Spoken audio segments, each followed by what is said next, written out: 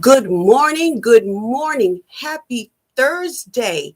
It is Thursday. It is March 10th, 2022. I am so glad that you decided to join me today. My name is Carol White, and this is When Life Needs a Detox, My Life with Multiple Sclerosis. Now, for the next couple of weeks, I'm going to be talking about giving up for Lent, because that's what I'm doing. I'm part of a 31-day challenge presented to me by Deb Gunter. It's called the 31-Day Hard Challenge. And I've actually made some discoveries about myself. And what I want to talk about today is you have to recalibrate your mindset in order for any type of change to work in your life. Even giving up for Lent. You have to recalibrate your mindset. Now, there were a lot of, I'm looking for something and I just can't remember what I did with it, but I'm going to go on because I don't want to take up too much of your time today. There was a lot that I had to do to prepare for this challenge because number one, it's 31 days. I'm doing this for Lent. It's actually going to be longer than 31 days for me. It's going to be about 40. And I had to actually pray and meditate on whether or not I could actually pull this off. You see, I have a history, a personal history of jumping on a diet plan, going full force, and then somewhere in the middle, die flat. I mean, just find a reason not to continue. Or I get discouraged and I feel it's not worth it. Well, I had to make up my mind this time that this was going to be the last time that I did this to myself. I decided that I can't continue quitting. I can't continue giving up. Number one, it just isn't healthy because that's what yo-yo dieting is. It's you start up here and then you quit. Then you have to go back up here and then you quit. No, that doesn't help. We need to figure out a way to make this consistent for the rest of my life. So I have to recalibrate my entire mindset. Now, here's the thing. The first thing was I had to look at my body. No, I mean, really look at it. I had to, part of this challenge is taking a picture of myself. I didn't have to be naked, thank you, God. But it was a picture in which I had to show skin. And that made me nervous, but I did take the picture. Now, I'm overweight. So there are little bumps and bubbles and dimples that happens when you're overweight. It's just a reality. But also for me, I've had several major surgeries. So I have scarring.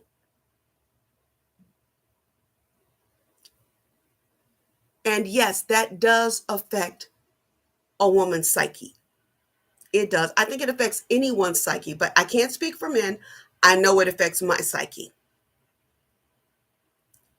because it shows an imperfection. But it also shows that I survived it. So I had to recalibrate my mindset about my scars. Scars mean you survived. And I not only survived, I thrived. So my scars are a beautiful thing for me.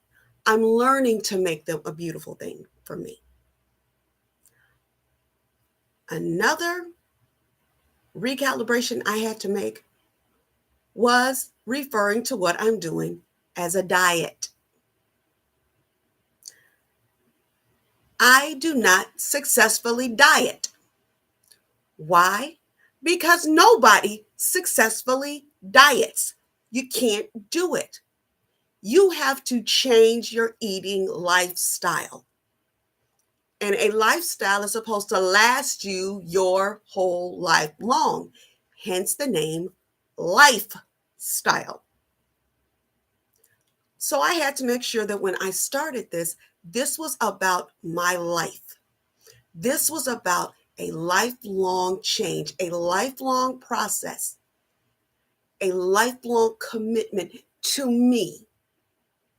I had to decide I was worth the commitment. And I am worth the commitment. I am worth it. And the only person that could stop me was going to be me. So now I have to look at what has always stopped me.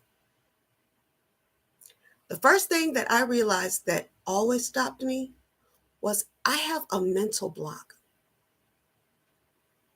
about successfully doing this. It's not that I can't do it. I know how to diet, but I don't know how to make it a lifestyle. So let's throw out what we already know. I know how to lose weight. What I don't understand is how to maintain it. So that's my goal for this challenge, is to work on the consistency, to keep an even keel so that I can maintain this, so that it does become a lifestyle change. Part of that is depending on my scale. Y'all, look,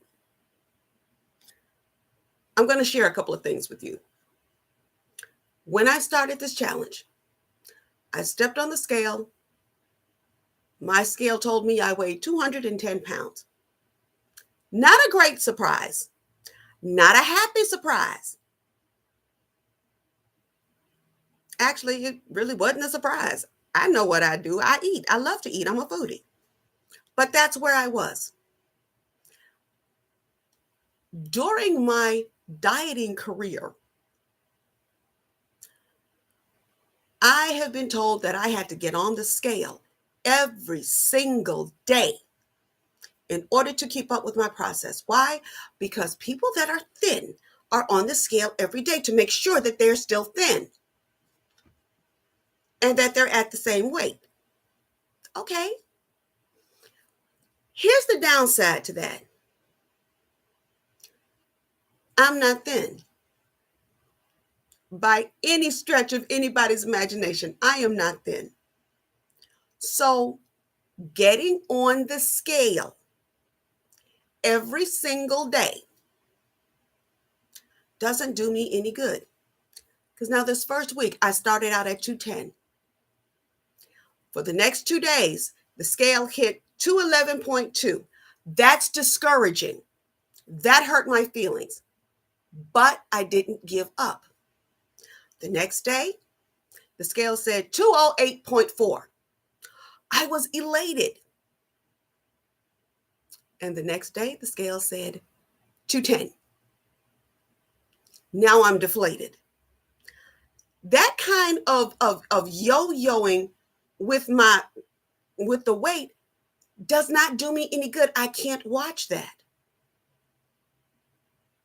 So I've chosen to stay off the scale for the majority of the week. I weigh twice a week now, only twice a week, at the beginning of the week and in the middle.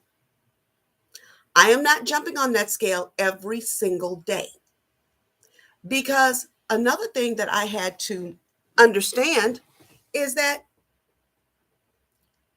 for several weeks, my body is going to be going through a survival mode. Let's face it, when you do a lifestyle change, especially an eating lifestyle change, your body is going to go into a fit. It's going to hit survival mode. You've taken away a percentage of the calories you're normally taking in. Your body is going to notice that it's been deprived. So now your body is fighting to hold on to every single calorie you put in. Hence the up and down with the scale, because your body's going to have to let something go because you've decreased your caloric intake. So it's had to let something go. But now it's going to fight you because it realizes it's being deprived and it needs to build itself back up. If you continue to weigh every day while your body is trying to make sense of what you're doing, you're going to drive yourself crazy. And guess what? You're going to think about giving up. And we're not giving up. Another thing is that for me anyway, I can't really reconcile how to look at myself and say, this is working. I've only known one way my entire yo-yo dieting career, and that is to step on the scale. So taking this away, how do I determine that this lifestyle is working? By the way I feel, by the way I look, by the amount of energy that I have when I wake up in the morning now. I wake up in the morning, my eyes are bright, my skin is clear, and I'm happy to be up. I have energy. Now with MS, I have to be very, very careful because I can't go, well, I can go and do this. No, my body still has limitations, but they don't feel as bad. My clothes are beginning to fit better. My skin has cleared up. I was getting some of the worst acne you had ever seen. Y'all didn't see it because I kept makeup on my face. But now, no makeup, my skin's clear. It's working. Now, what I'm doing now is fighting with myself to stay off the scale. Because another thing that I had to really recalibrate in my mind is I used to lose weight like that. I mean, it would just go. I usually snap my fingers on the right hand, but it's giving me a few issues today. So I used to lose weight like that. It would just leave. But I was 20. I was 30. Even when I was 40, it was easier to lose weight. I am 57. It is not as easy to lose weight. I'm also not as active. So I have to reconcile the fact that my weight loss is going to be commensurate with my age, the amount that I can move, and caloric intake. And you know what? For the first week, we haven't done badly. We haven't done badly at all. Because to come up with these revelations in 1 week, that's pretty good. My job now is to work within the recalibrated mind and always refer back to my recalibrations.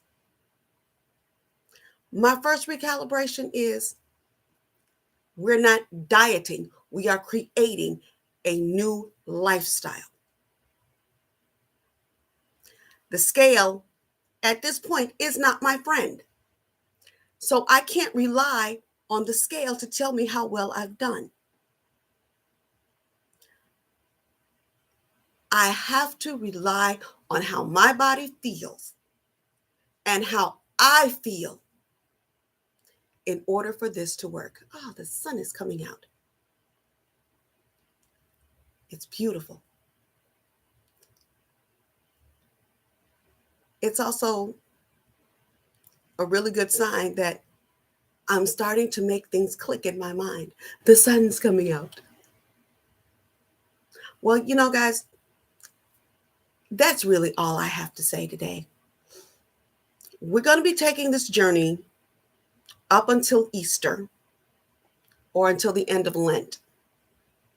But I do believe that I'm going to extend the 31-day hard challenge.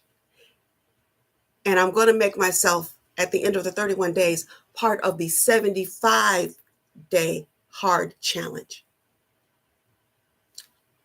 Because I met all of my requirements for the first week. I got my meals in. I got my exercise in.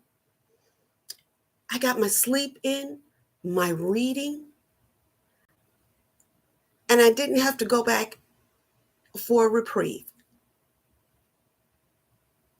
This is so great. And I got my water. It's been great. And like I said, recalibrating my mindset is going to be key to making this change and every other change in my life work in my favor. And that concludes today's edition of When Life Needs a Detox, My Life with Multiple Sclerosis. I will see you all next week at the same time. I love you to the moon and back. Take care of yourselves. I'll see you soon. Bye-bye now.